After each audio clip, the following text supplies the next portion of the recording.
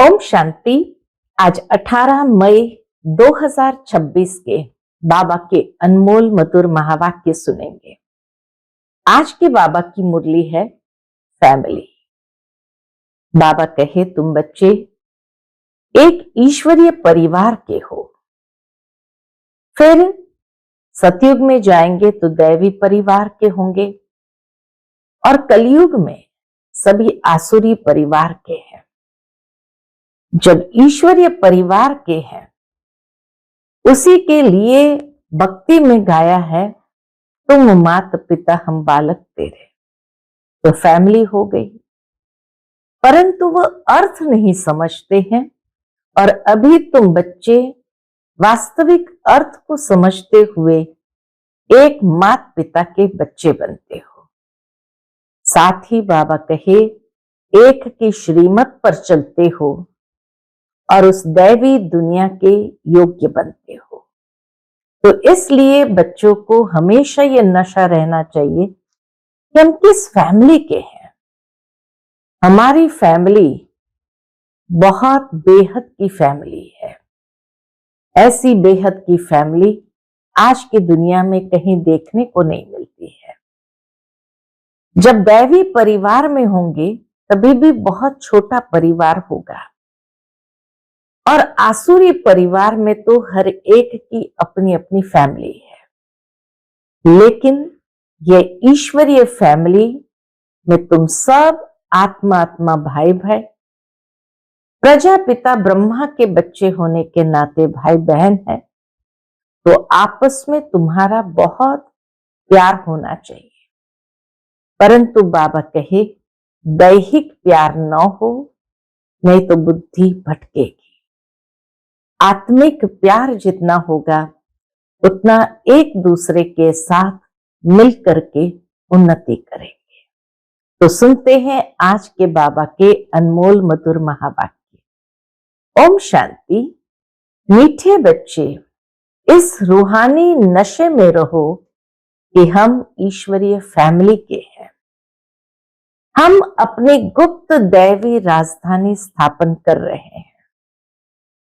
आज की मुरली से प्रश्न है, बच्चों में कौन सी आदत पक्की हो तो सारा दिन खुशी बनी रहे। उत्तर है, अगर सवेरे सवेरे उठकर विचार सागर मंथन करने की आदत हो तो सारा दिन अपार खुशी रहे।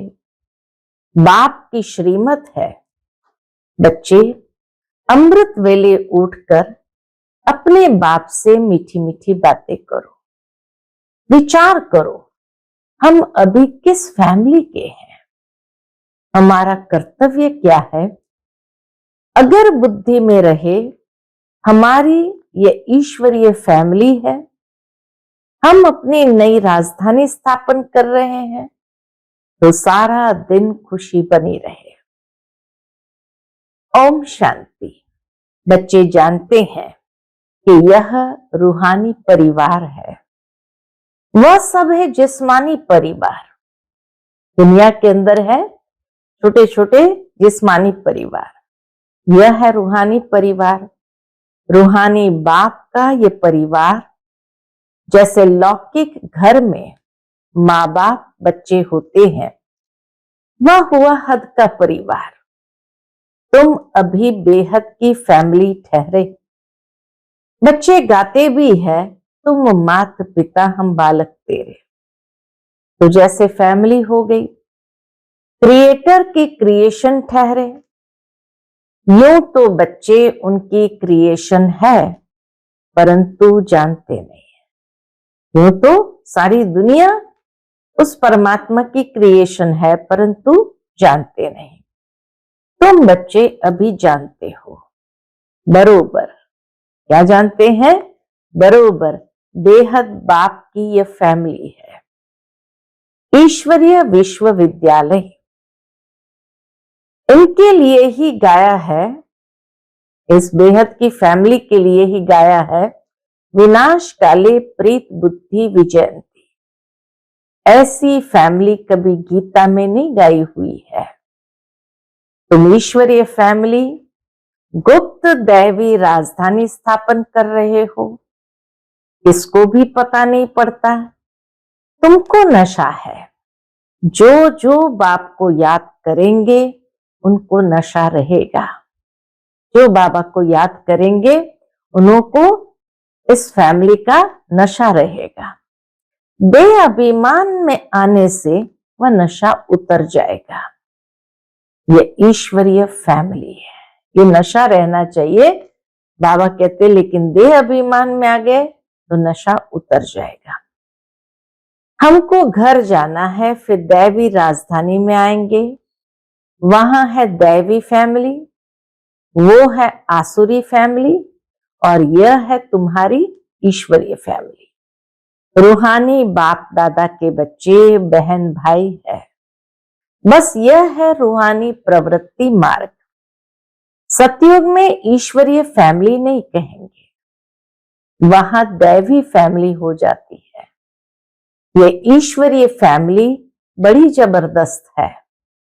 तुम जानते हो अभी हम ईश्वरीय फैमिली दैवी राज्य स्थापन कर रहे हैं। हमारा कर्तव्य है कि हम दैवी राज्य स्थापन करें। ऐसे ऐसे अपने साथ बातें करते विचार सागर मंथन करना चाहिए।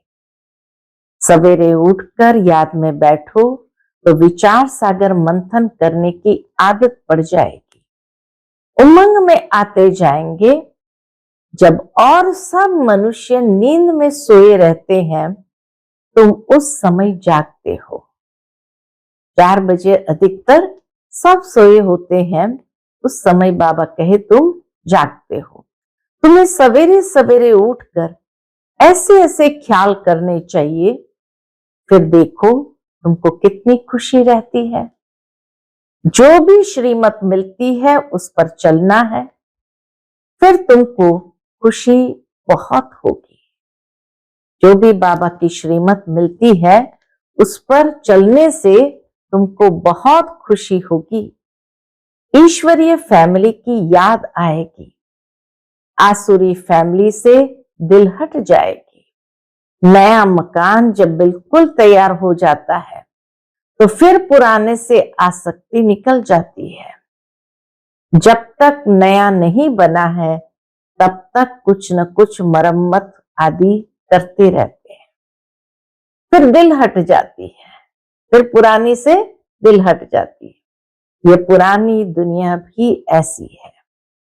अब तुम जानते हो ये पुराना घर है, हम नए घर में जाएंगे तो नया चोला पहनेंगे।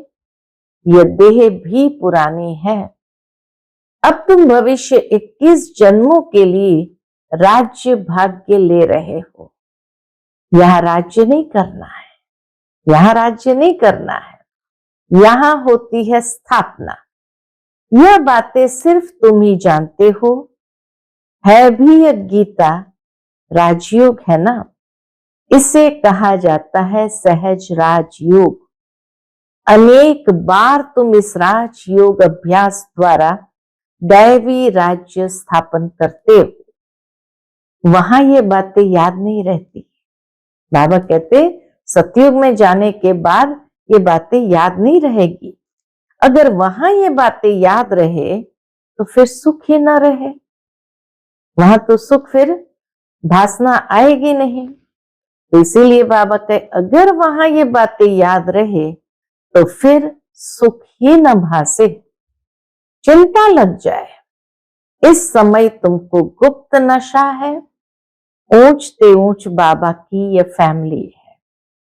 कितना गुप्त नशा है। ऊंचते ऊंच बाबा की ये फैमिली है। इसको कहा जाता है ईश्वरीय गुप्त फैमिली टाइप।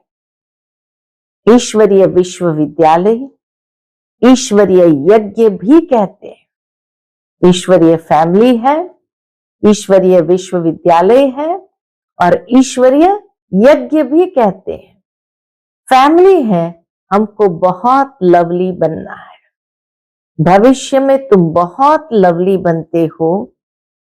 तुम हो रूप बसंत, आत्मा रूप भी है, बसंत भी है। इतनी छोटी सी आत्मा अविनाशी पाठ बजाती है। इस समय तुम रूप बसंत बने हो। बाप ज्ञान का सागर है, ज्ञान जरूर देंगे तब जब इस शरीर में आएंगे। बाबा ज्ञान जरूर देंगे तब जब इस शरीर में आएंगे। तुम जानते हो ज्ञान की वर्षा बरसाते हैं। एक एक रत्न लाखों रुपए का है। अब तुम आत्माओं को बाप का परिचय मिला है। बाप ने स्मृति दिलाई है, तुम्हारी बुद्धि में है ये 84 का चक्र कैसे फिरता है। इसलिए तुम्हारा नाम ही है स्वदर्शन चक्रधारी। विष्णु व लक्ष्मी नारायण स्वदर्शन चक्रधारी नहीं थे, उनमें ये ज्ञान नहीं होता है। अभी आत्मा को ये ज्ञान मिलता है सृष्टि का चक्र कैसे फिरता है। बल त्रिमूर्ति कहते तो भी शिव नहीं दिखाते। बल दुनिया में त्रिमूर्ति कहते हैं तो भी शिव नहीं दिखाते। त्रिमूर्ति के चित्र बहुत देखे होंगे। साकार में प्रजापिता ब्रह्मा तो यहाँ है ना। यह हो गया बहुत पुराना ग्रेट ग्रेट ग्रैंडफादर। तो यह हुआ प्रजापिता ब्रह्मा का सीजरा। बाप सृष्टि रचते हैं ब्रह्मा द्वारा, तो ब्रह्मा बड़ा हुआ ना, दिखाते भी बूढ़ा है। ब्रह्मा को दिखाते भी बूढ़ा है। ये 84 जन्म का चक्र लगाया हुआ है। अभी तुम इन बातों को समझ गए हो। यह भी जानते हो कि बाप के तो सब बच्चे हैं। आत्माओं को बाप का परिचय देना है। अभी भारत का बहुत बड़ा कल्याण हो रहा है। सब आत्माएं पवित्र हो मुक्ति धाम में चली जाएंगी। तुम हो ही भारत की सेवा में। बाबा कहे इस समय तुम हो ही भारत की सेवा पर। भारत खास, दुनिया आम। तुम अभी थोड़े हो जो इन बातों को समझते हो। तो नटशेल में समझाया जाता है, बच्चे मन मना भव। अलग में भी समझाया जाता है, जो कुछ है दैवी राजधानी स्थापन करने में लगाओ। बापू गांधी क्या करते थे? वह भी राम राज्य चाहते थे। कैसा वंडरफुल खेल है ना। अभी तुम साक्षी हो, खेल देखते हो, तुमको हंसी आती है। कहां की बातें कहां ले जाते हैं। बाबा कहे तुम साक्षी होकर के देखते हो खेल को, कहां की बातें कहां ले जाते हैं। ये कलयुग के अंदर बापू गांधी ने कहा इसको राम राज्य बनाओ, तो कैसे बना सकेंगे। बाप कहते हैं ड्रामा अनुसार दुनिया की गति बुरी हो गई है, फिर बाप आकर सदगति करते हैं। तुम बच्चों को नशा चढ़ा है, वह है सारे वर्ल्ड के निराकार बापूजी। ये ब्रह्मा भी किसका बच्चा है? शिव बाबा का। वह किसका बच्चा? बाबा कहते हैं ब्रह्मा किसका बच्चा? शिव बाबा का। शिव बाबा वह किसका बच्चा? तो ये माताएं कहती है शिव बाबा हमारा बच्चा। कितना सुंदर संगम युग की न्यारी निराली बातें हैं। तो शिव बाबा के लिए माताएं कहती है शिव बाबा हमारा बच्चा। यह है शिव बाबा का खेल पाल। बाकी ध्यान दीदार में तो माया की बहुत प्रवेशता होती है। यह जो कहते हैं हमारे में शिव बाबा आते हैं, शिव बाबा ये बोलते हैं, ये सब भूत की प्रवेशता है। कितने समय पहले बाबा ने हमारे ध्यान खिंचवाया था कि अगर कोई कहता भी है कि हमारे में शिव बाबा आते हैं, तो बाबा ने कहा ये सब भूत की प्रवेशता है। तुम बच्चों को खबरदार रहना है। ये भूत की बीमारी ऐसी है जो दोनों जहां से उड़ा देती है। न इधर के रहे न उधर के रहे। ये कभी भी ख्याल नहीं आना चाहिए कि हम साक्षात्कार करें। ये सब भक्ति के ख्यालात है। ज्ञान मार्ग को अच्छी रीति समझना है। माया अनेक प्रकार से धोखा देती है। साक्षात्कार आदि से कोई फायदा नहीं है। बाप कहते हैं इन द्वारा सगाई कराते हैं। बाप का फरमान है तुमको कोई भी देहधारी को याद नहीं करना है। तुम अपने को आत्मा समझ बाप को याद करो। अपने कल्याण के लिए बाप को याद करना है। ये तो बहुत समझ की बात है। बाबा को कोई भी समाचार लिख सकते हैं। कई बच्चों को तो इतना भी अकल नहीं है कि बेहद के बाप को चिट्ठी में अपने खुश खैराफत का समाचार लिखे। बेहद के बाप को चिट्ठी में अपने खुश खैराफत का समाचार लिखे। लौकिक बाप को चिट्ठी न लिखे तो आराम ही फिट जाता है। क्या हुआ, क्यों नहीं आई? यह भी बेहद का बाप है। देखते हैं मास डेढ़ चिट्ठी नहीं आती है तो समझते हैं इनको शायद माया खा गई। जो ऐसे पारलौकिक बाप को चिट्ठी नहीं लिखते हैं, इतना तो लिखना चाहिए, बाबा हम नारायणी नशे में सदैव रहते हैं। आपकी दी हुई युक्ति में ही हम तत्पर हैं, इतना तो जरूर लिखे। तो बाबा समझेंगे खुश राजी है। चिट्ठी नहीं लिखेंगे तो समझेंगे बीमार है, याद में ही नहीं रहते हैं। नहीं तो बाबा को समाचार देना है, बाबा हमने ये सर्विस की है, इनको समझाया, इनकी बुद्धि में पूरा नहीं बैठा, तो फिर यह भी समझाएंगे कि इस रीति समझाओ। बाबा कहे जब समाचार लिखेंगे अपनी सेवा का और अगर ये भी बताएंगे कि इसकी बुद्धि में पूरा नहीं बैठा है, तो बाबा ये भी समझाएंगे इस रीति से समझाओ। भक्ति मार्ग में जो कुछ कहते हैं समझते कुछ भी नहीं है। मुख्य बात बाप को ही नहीं जानते। बाप को न जानने कारण भारत बिल्कुल दुर्गति को पा लेता है। और बाप तुम बच्चों को समझाते हैं हम तुमको सदगति में ले जाऊंगा, बाकी सबको मुक्ति में ले जाऊंगा। भारत जीवन मुक्ति में है तो बाकी सब मुक्ति में है।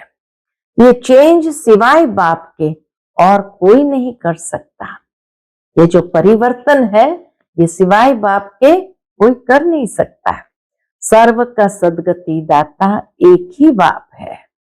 सर्व की सदगति जरूर कल्प कल्प संगम पर ही होगी।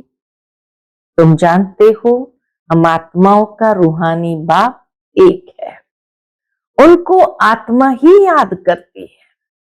तुमको भक्ति मार्ग में दो बाप है।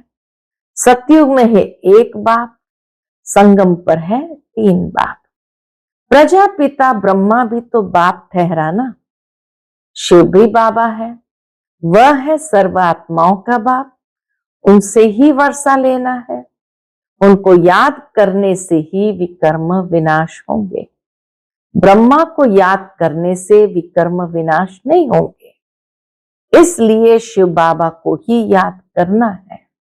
हम उनके बने हैं। यह है सच्चा सच्चा रियल ज्ञान। शिव बाबा को याद करना, महसूस करना कि हम उनके बने हैं, यह है सच्चा सच्चा रियल ज्ञान। रूहानी बाप का रूहानी बच्चों प्रति, बाकी सब है देह अभिमानी। देह अभिमानी पतित मनुष्य जो कर्तव्य करते हैं वह पतित ही करते हैं। दान पुण्य आदि जो भी करते हैं वह सब पतित ही बनाते हैं। रावण राज्य में ये होता ही है।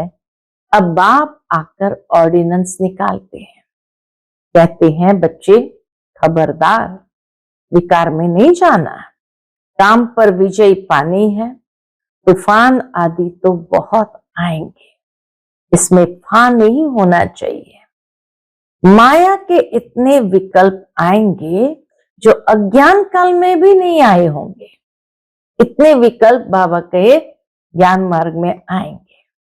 ऐसे भी विकल्प आते हैं। कहते हैं भक्ति मार्ग में तो बड़ी खुशी रहती है, अभी आपको याद करना चाहते हैं तो कर नहीं सकते, बिंदी याद नहीं पड़ती है, बड़ी चीज हो तो याद करे। बाबा कहते हैं कि तुम शिव बाबा कहकर याद करो, शिव बाबा कहकर याद करो, इस पुरानी दुनिया को भूल जाओ, तुम शांति धाम में याद करो, शिव बाबा को शांति धाम में याद करो। सिर्फ शांति धाम को याद नहीं करना है, बाप की याद से ही विकर्म विनाश होंगे। आत्मा का स्वीट बाप से लव चाहिए, आधा कल्प का लवर है। बाबा कहे आधा कल्प का लवर है। द्वापर कलयुग में कितना भक्ति में याद किया है, प्यार किया है। आत्मा कहती है हम आधा कल्प आपको भूल गए हैं। यहां ब्राह्मणियां जिनको ले आती है, बहुत खबरदारी से निश्चय बुद्धि वाले को ही आना है। अगर यहां आकर फिर जाए कोई पतित बना तो दंड ब्राह्मणी पर आ जाएगा। इसलिए ब्राह्मणी पर बहुत रिस्पॉन्सिबिलिटी है। बाबा ने ये रथ लिया है, सब बातों का अनुभवी है। यहां तो गंद की बात नहीं, आपस में हंसना, खेलना, बातचीत करना, इसकी कोई मना नहीं है। बाकी थोड़ा भी कोई आत्मा से प्यार रखेंगे तो फिर जास्ती बढ़ता जाएगा। इसलिए बाबा कहे भले आपस में बातचीत करो, खेलो, हंसो, लेकिन प्यार एक बाबा से हो, किसी आत्मा से नहीं, नहीं तो फिर जास्ती बढ़ता जाएगा। उसकी याद आती रहेगी, इसलिए इससे भी पार जाना है।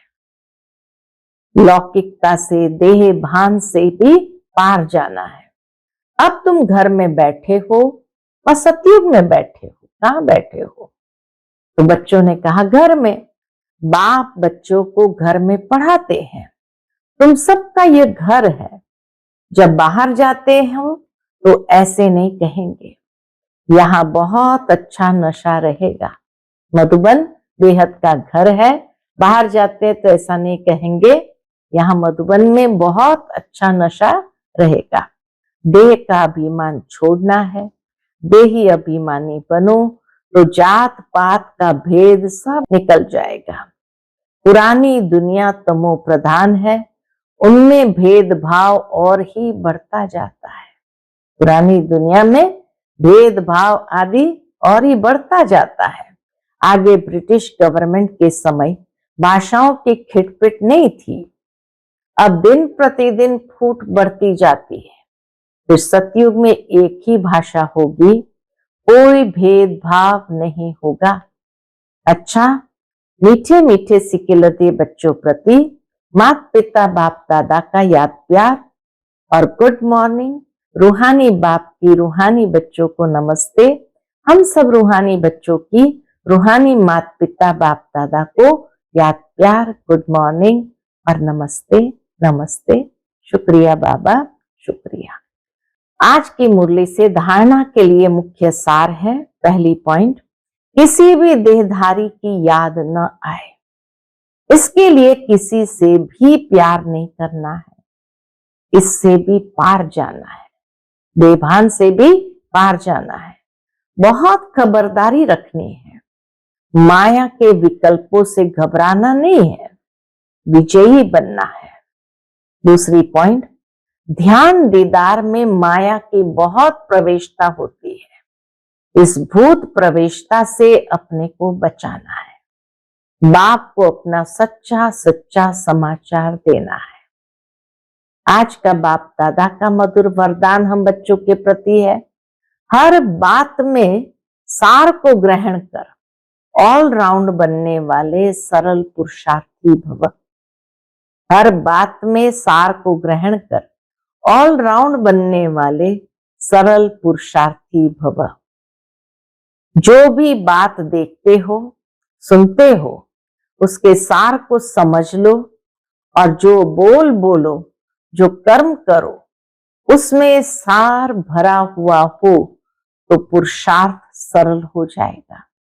ऐसा सरल पुरुषार्थी सब बातों में ऑलराउंड होता है, उसमें कोई भी कमी दिखाई नहीं देती है, कोई भी बात में हिम्मत कम नहीं होती, मुख से ऐसा बोल नहीं निकलते कि हम यह नहीं कर सकते।